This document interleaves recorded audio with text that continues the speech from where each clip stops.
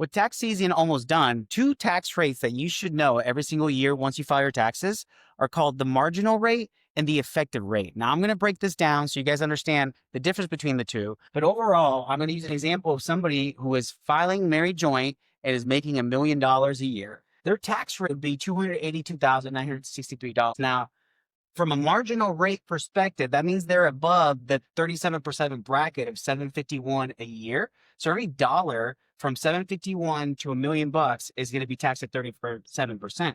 However, their actual effective rate, which means the actual tax you paid on your income, is 28.2%. And effective rate is actually the most important rate because that's the actual rate you end up paying. Now, when you look at your marginal versus effective rate, one thing you should ask your accountant is, hey, are there any strategies that I can use to bring me down into the next tier bracket? Because being in the 37% marginal bracket, that means that every dollar you deduct, you're going to save 37 cents on the dollar. Now, given the tier nature of the US tax brackets, that's how you end up with the effective rate being less than your actual marginal rate. Not every dollar gets taxed the same amount, dollar for dollar. Therefore, at the end of the year, these are the two rates that you need to look up on your return or even ask your CPA and say, hey, what marginal bracket was I in? And also, what was my ultimate final effective tax rate? If you're doing proactive tax planning, your effective rate over the years should be in the low 20s or in the teens. If you're constantly paying 30% plus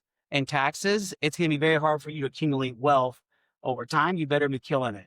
So overall, these are the two rates that you should definitely ask your CPA every single year when you file your taxes, or you should look it up yourself by looking at your tax return and seeing where your taxable income ended up.